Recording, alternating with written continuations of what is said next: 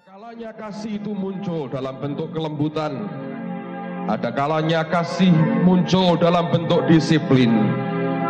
Ada kalanya kasih muncul dalam bentuk senyuman dan kebaikan. Tapi kami tahu ada kalanya kasih itu engkau muncul dalam bentuk murkamu sendiri. Tapi kami tahu satu perkara, bahwa kasih-Mu tidak berubah selama-lamanya, Tuhan.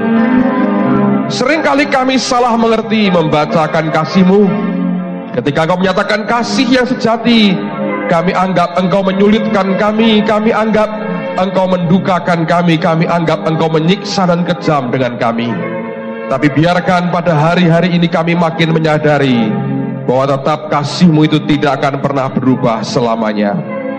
Ajari kami, Tuhan, untuk terus bisa mengikuti, melihat, mendengar, dan mengalami akan kasih Tuhan yang tidak pernah berubah, yang manusia tidak pernah punya, dan hanya Yesus kami saja yang punya. Terima kasih Bapa, kami bersyukur untuk anugerah-Mu yang luar biasa. Dan sekarang Tuhan, dalam nama Kristus Yesus hamba minta Engkau berbicara kepada setiap kami, sampaikan pesan-Mu, dan buat hati kami mengerti, roh hikmat, wahyu, dan pengertian turun dalam kehidupan kami pada hari ini. Jangan biarkan kami pulang tanpa diubah, tanpa diberkati. Tapi semua kami pulang diubah dan diberkati oleh Tuhan sendiri. Di dalam nama Tuhan Yesus, dan semua kita berkata, amin.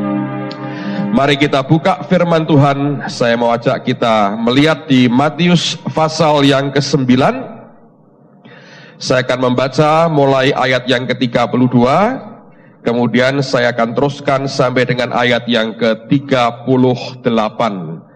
Matius pasal 9 ayat yang ke-32 sampai 38. Sedang kedua orang buta itu keluar, dibawalah kepada Yesus seorang bisu yang kerasukan setan. Saya kalau baca ayat ini, saya berkata, Tuhan, memang aku ini belum seperti Engkau. Yesus itu counselingnya tidak berhenti loh. Dua orang buta keluar, gitu. Tetap buta atau lihat, saudara? Lihat, ya, buta masuk, terus kemudian dibawa keluar, dibawa kepada Yesus, orang bisu yang kerasukan setan. Nanti ini keluar, masuk lagi apa? Jadi antrinya panjang juga. Dan setelah setan itu diusir, dapatlah orang bisu itu berkata-kata. Maka heranlah orang banyak, katanya, yang demikian belum pernah dilihat orang Israel. Tetapi orang Farisi berkata, dengan kuasa penghulu setan ia mengusir setan. Ayat 35. Demikianlah Yesus berkeliling ke semua kota dan desa, ia mengajar dalam rumah-rumah ibadat dan memberitakan Injil kerajaan surga serta melenyapkan segala penyakit dan kelemahan. Melihat orang banyak itu, tergeraklah hati Yesus oleh belas kasihan kepada mereka, karena mereka lelah dan terlantar seperti domba yang tidak bergembala. Maka katanya kepada murid-muridnya, tuaian memang banyak, tetapi pekerja sedikit. Karena itu mintalah kepada Tuan yang empunya tuaian, supaya ia mengirimkan pekerja-pekerja untuk tuaian itu. Ada dua hal yang saya mau sampaikan buat saudara pada hari ini. Perhatikan kalau Anda lihat dari pasal 9 atau pasal sebelumnya, itu berisi rangkaian akan kisah keberhasilan ministry dari Yesus. Ada begitu banyak hal yang dia kerjakan pada hari-hari itu.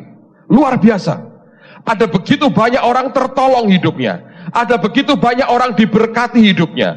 Ada begitu banyak orang yang disembuhkan, dilepaskan dari kuasa kegelapan. Begitu banyak, so many, saudara. Tapi di tengah-tengah keadaan seperti itu, lihat, tiba-tiba muncul satu ayat yang sangat tidak enak, yang mengganggu akan kisah ini sebenarnya.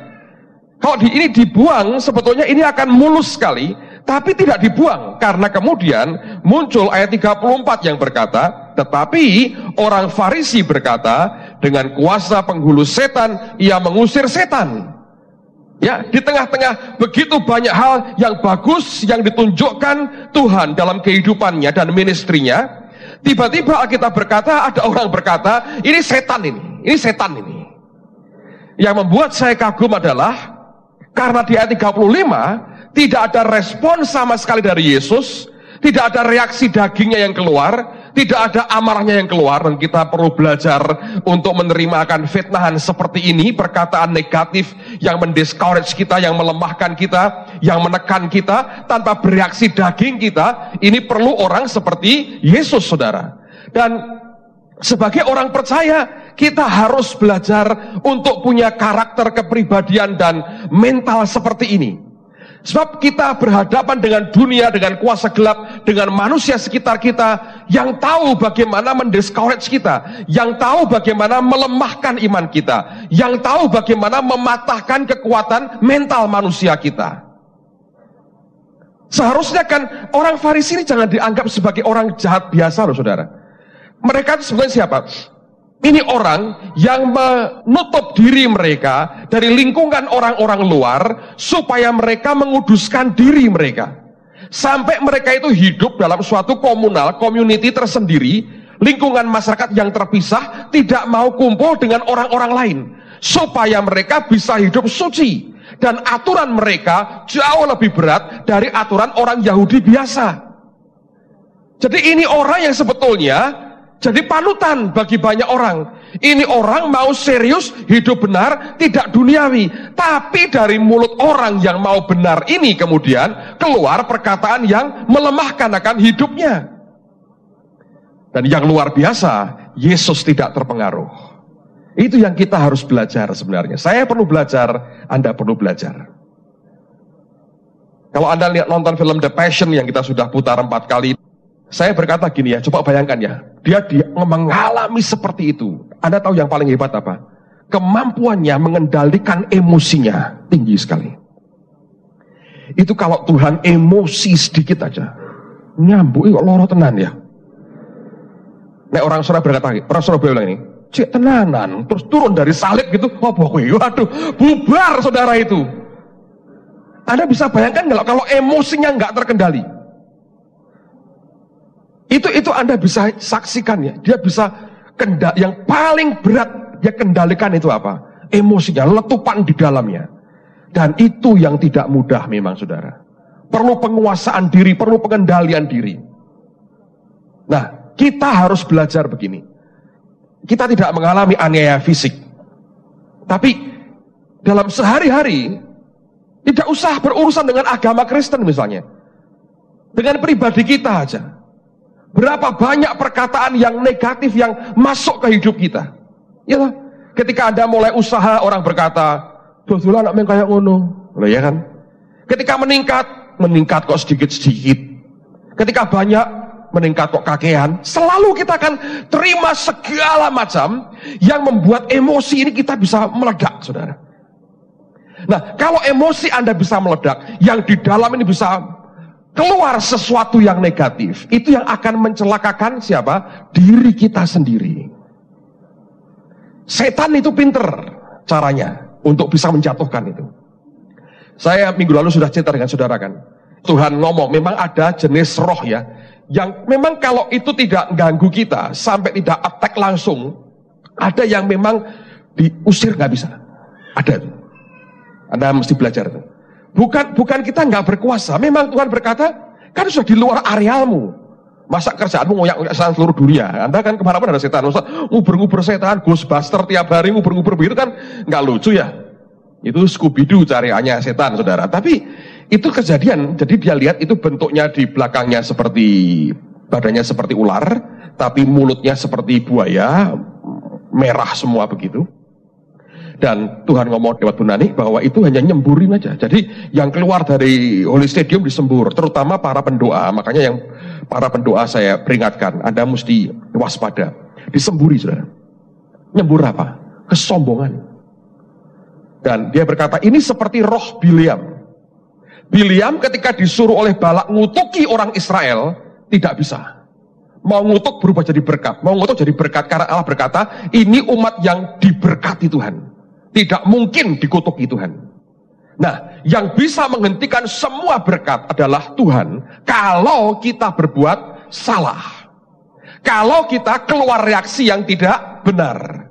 Nah, kalau reaksi kita sombong, kita mulai berkata, ini gara-gara saya, ini karena jasaku, loh ini milik saya. Ketika itu keluar, maka keadilan Tuhan akan turun, maka terpaksa Allah akan bertindak. Jadi, istilahnya ini bahasa Jawanya, nabok nyileh tangan, tahu saudara, mukul, pinjam tangannya, Tuhan yang dipinjam. Jahat, tahu saudara. Caranya apa? Supaya kita bereaksi salah. Jadi kalau Anda terima pernyataan, ya, difitnah orang, diomongin yang tidak benar, direndahkan orang, dihina orang, apapun, Anda harus belajar bereaksi yang benar.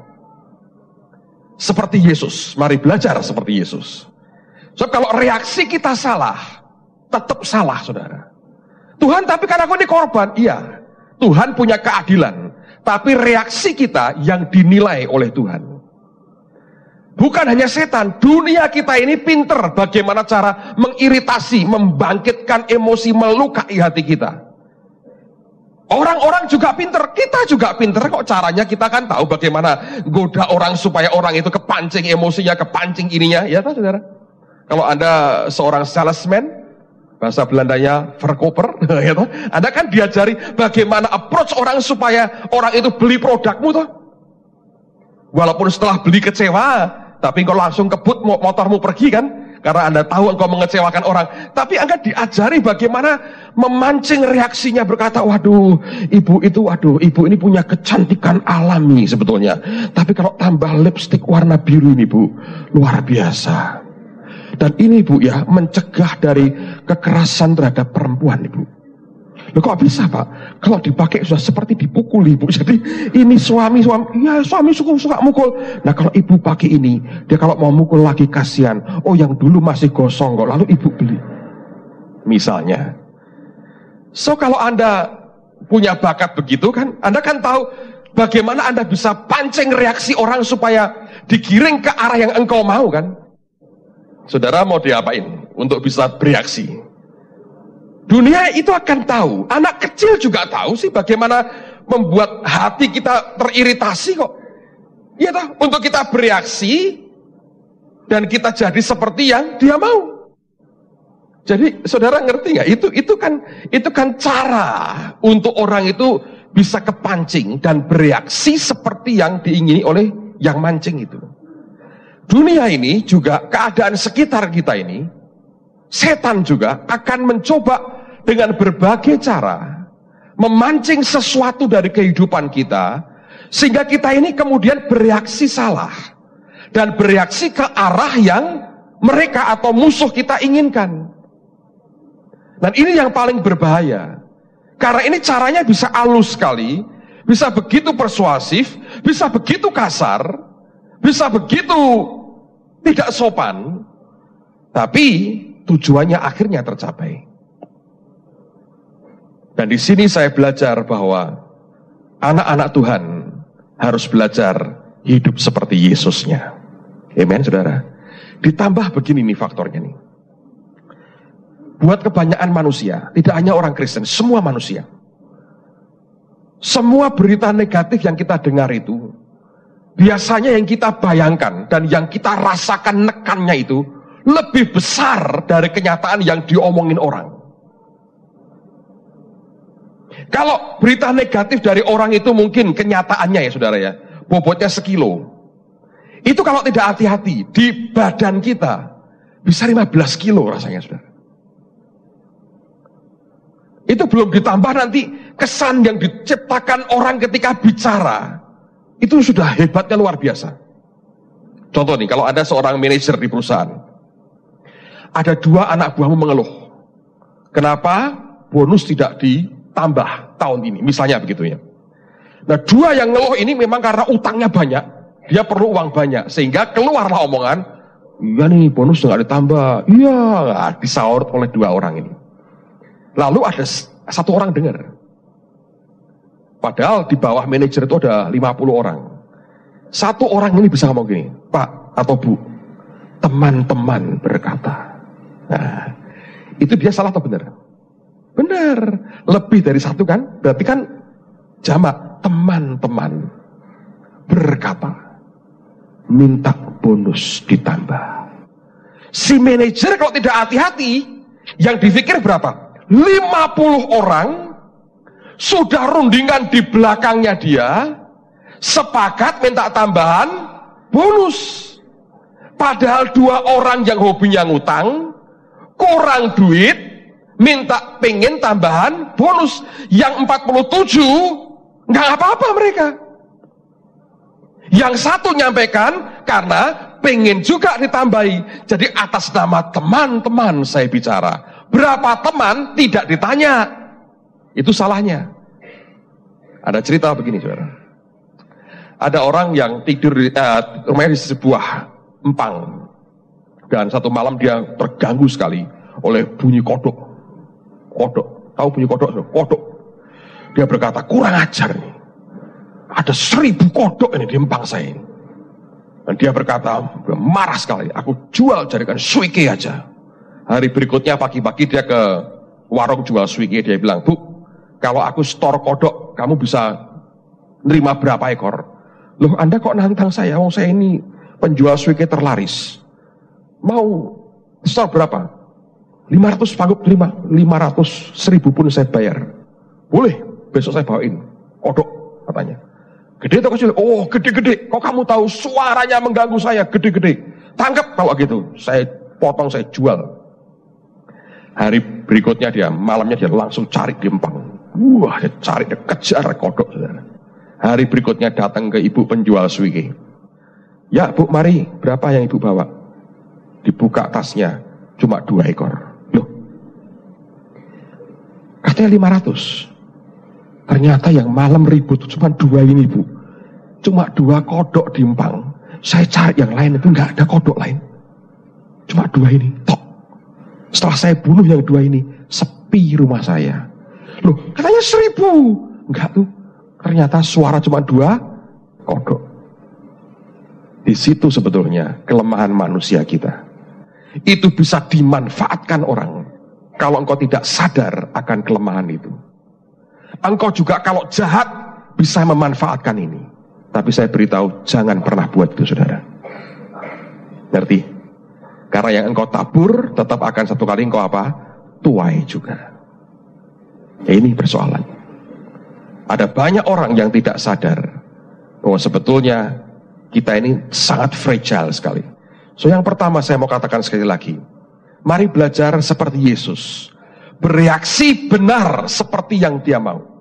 Hati-hati dengan segala macam respon reaksi di luaran yang mungkin muncul, yang bisa membawa respon reaksi yang sangat berbahaya dalam kehidupan kita. Dan kalau itu kita biarkan dan kita tidak minta Roh Kudus tolong kita, tidak akan pernah kita bisa kuat menghadapi akan tantangan godaan yang datang pada akhir zaman ini. Jadi saya berdoa dalam nama Tuhan Yesus, supaya Tuhan memberikan anugerah buat kita. Mari bereaksi benar seperti Yesus kita. Amen, saudaraku. Nah, teruskan ayat berikutnya, ayat 35. Saya akan ulang lagi. 36 lah saya akan bacakan. Melihat orang banyak itu, perhatikan ini, tergeraklah hati Yesus oleh belas kasihan kepada mereka, karena mereka lelah dan terlantar seperti domba yang tidak bergembala. Maka katanya kepada murid-muridnya, perhatikan, ini merupakan model doa sebetulnya, tapi dasarnya oleh karena belas kasihan, oleh karena compassion Tuhan yang luar biasa. Dikatakan begini, tuaian memang banyak, tetapi pekerja sedikit. Kemudian dikatakan, karena itu mintalah, atau karena itu berdoalah bahasa Inggrisnya. Nah, berdoanya seperti apa? Saya mau jelaskan kepada Anda, saya bacakan dulu, inilah yang dia katakan. Berdoalah atau mintalah kepada, yang pertama, Tuhan yang empunya tuaian, the Lord of the harvest. Berdoa kepada Tuhan yang punya tuaian. Dia berkata, karena itu mintalah atau berdoalah kepada Tuhan, the Lord of the harvest, Tuhan yang empunya tuaian, supaya ia, si Tuhan itu, mengirim pekerja-pekerja untuk, bukan tuaian itu, His harvest. Untuk tuaiannya. Nyanyi siapa? Tuhan. Ini memang benar waktu diucapkan dalam konteks untuk cari pekerja. Dan kalau saudara perhatikan baik-baik, kalau saudara mau diberkati, MK saudara, rayon saudara mau diberkati, kalau engkau pekerja yang didoakan Tuhan, maka ketika engkau terima mendapatkan tuaian, maka tuaian itu bukan tuaianmu, tapi tuaiannya. Engkau harus perlakukan seperti miliknya, bukan milikmu sendiri. Engkau dipercayai Tuhan lebih besar lagi. Ini pola doa ini berlaku untuk segala aspek kehidupan kita. Saya mau tanya jujur, jawab yang benar saudara. Siapa di antara Anda yang belum menikah dan ingin menikah satu kali kelak? Coba angkat tangan tinggi-tinggi. Banyak sekali, tinggi-tinggi. Maka tergeraklah hatinya oleh belas kasihan. Samuel juga angkat tangan. Jujur, bagus. Maju terus. Kalau Anda mau jodoh, artinya engkau akan membangun keluarga. Oh enggak, kau Pak, hanya jodoh. Kumpul kebo namanya. Kalau Anda mau punya jodoh, berarti engkau akan membangun keluarga. Berdoalah kepada Tuhan yang punya keluarga, punya tulang rusukmu, atau nyimpen gudangmu. Kalau laki kan gudangnya rusuk itu ya, gitu. Berdoalah kepada Tuhan yang punya keluarga itu, supaya dikirim pekerja, yaitu Anda sendiri, gitu. Untuk apa? Keluarganya, bukan keluargamu. Amin, saudara. Kalau berumah tangga, nanti rumah tangganya siapa? Tuhan yang punya, bukan engkau. Itu keluarganya, bukan keluargamu. Nah, kalau setelah kawin kok bojomu mbok antemi? Ya Pak, saya sering pukuli Pak. Enak kok rasanya. Itu yang sering kali keliru. Beberapa keluarga sudah menikah beberapa tahun, mungkin Anda belum punya anak. Berdoalah kepada Tuhan yang punya anak itu. Nanti engkau akan jadi pekerja yang menuai anaknya, bukan anakmu. Sehingga engkau harus didik mereka dalam takut akan Tuhan. Ya toh? Anda mau meningkat kariermu misalnya, berdoalah kepada Tuhan yang punya kemampuan dan kesanggupan mempromosi kita. Alkitab berkata bukan dari timur, dari barat peninggian kita, tapi peninggian dari Tuhan. Promosi dari Tuhan datangnya. Lalu engkau akan menuai promosi yang adalah miliknya. Bukan untuk gagah-gagahan. Wish, naik pangkat aku, terpromosi. Hebat, saya, ya toh katanya. Salah. Ini sebetulnya pola doa yang diajarkan Tuhan ini luar biasa. Anda perlu uang, gampang. Berdoa kepada Tuhan yang punya uang.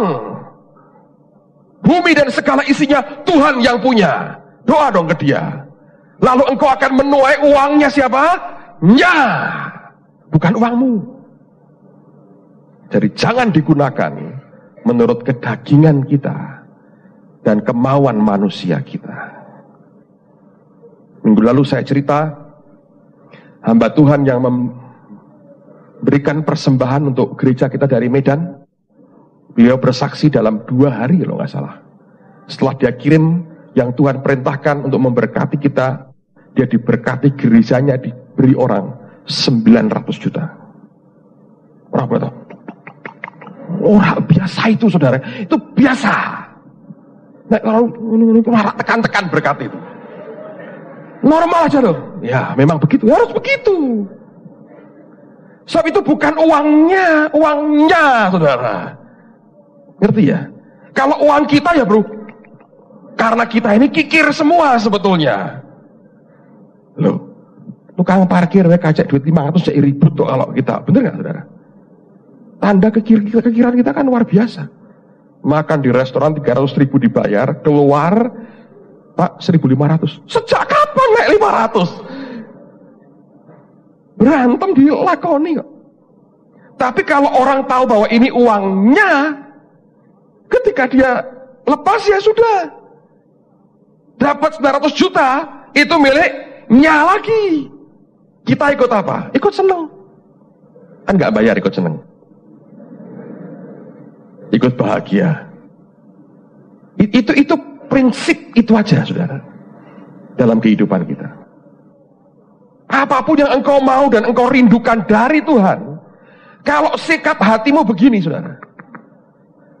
Wow, ini percepatannya luar biasa sebetulnya. Kenapa saya berani berkata percepatannya luar biasa? Sebab ketika dia selesai mengajar murid-muridnya berdoa seperti itu, jawaban untuk doanya segera terjadi. Di mana? Pasal 10, langsung ayat yang pertama. Apa yang terjadi? Yesus memanggil ke-12 muridnya dan memberi kuasa kepada mereka untuk mengusir roh-roh jahat dan untuk melenyapkan segala penyakit dan segala kelemahan. Inilah nama ke-12 rasul itu. Pertama Simon yang disebut Petrus dan Andreas saudaranya, dan Yakobus anak Zebedius dan Yohanes saudaranya, Filipus dan Bartolomeus, Thomas dan Matius memungut cukai,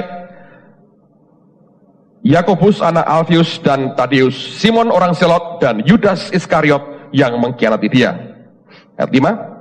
Ke-12 murid itu diutus oleh Yesus dan ia berpesan kepada mereka, janganlah kamu menyimpang ke jalan bangsa lain atau masuk ke dalam kota orang Samaria, melainkan pergilah kepada domba-domba yang hilang dari umat Israel. Pergilah dan beritakanlah kerajaan sorga sudah dekat. Sembuhkanlah orang sakit, bangkitkanlah orang mati, tahirkanlah orang kusta, usirlah setan-setan, kamu telah memperolehnya dengan cuma-cuma, karena itu berikanlah pula dengan cuma-cuma. Nah perhatikan, kalau Anda perhatikan, ini sebetulnya yang dikirim adalah orang yang belum waktunya dikirim. Tapi kenapa dikirim? Karena terjadi percepatan. Ini kan kelompok 12 ini kan, istilah teman saya ini, pasukan bodrek, saudara. Mumet semua ini.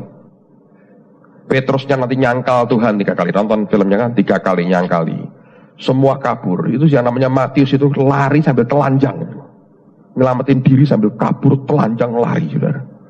Nah kalau telanjang kan orang juga takut nangkepnya. Sudah kaburnya, lopasnya luar biasa. Yudas Iskariot jual dia 30 keping perak, akhirnya gantung mati. Semua kabur. Ini orang gak qualified, belum penuh Roh Kudus pada waktu itu sebelumnya. Tapi dicat sementara dengan baterai. Terus jalan. Terus ngedrop lagi. Makanya pada nyangkali akhirnya itu gara-gara itu. Belum permanen tinggal dalam hidup mereka waktu itu. Jadi ini sebetulnya belum siap. Tapi karena doa yang pola seperti ini, terjadi percepatan yang luar biasa. Dalam kehidupan kita sebetulnya, saya harus berkata kepada saudara, Tuhan tidak pernah bercita-cita mempersulit kehidupan kita. Never. Yang dia tidak pernah bisa adalah, dia tidak ingin apapun dia berikan, akhirnya menghancurkan kehidupan kita. Karena banyak orang tidak siap ketika kita minta tuaian, tapi ketika tuaian diberi, itu tuaian dirinya sendiri. Jemaat domba Tuhan diperlakukan semaunya sendiri, dibawa ke arah yang dia sendiri inginkan, tidak peduli lagi dengan hati tuannya. Ketika engkau diberi keluarga, Anda terlantarkan keluarganya, engkau tidak bawa dalam takut akan Tuhan. Ketika engkau diberi uang, engkau bukan memberi. Seringkali uang dipakai untuk membeli sesuatu. Hanya engkau rela keluar uangmu kalau kemauanmu tertentu dipenuhi oleh orang lain, siapapun itu. Hal-hal seperti ini mendukakan hati Tuhan. Karena dengan gampang kita mencuri kemuliaan Tuhan, dan akhirnya kita jatuh oleh karena kesombongan dalam kehidupan kita. Dari pihak Tuhan tidak pernah ada keinginan sedikit pun untuk mempersulit kehidupan kita. Never. Kalau Anda lihat Begitu banyak orang yang tidak berdaya, keluar belas kasihannya.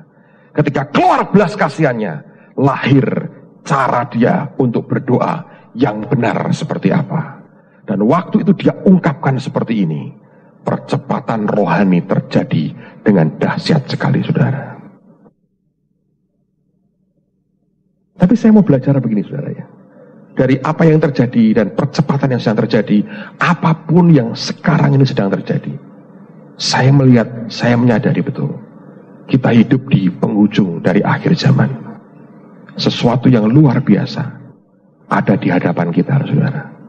Karena itu kalau engkau berdoa, ikuti pola doanya Tuhan. Satu, jagai hati. Jangan gampang teriritasi. Mengajar. Seperti Yesus. Tapi yang kedua, ikuti pola ini. Minta kepada Tuhan yang punya tuaian. Kalau engkau nanti menuai, itu bukan tuaianmu, tapi tuaiannya.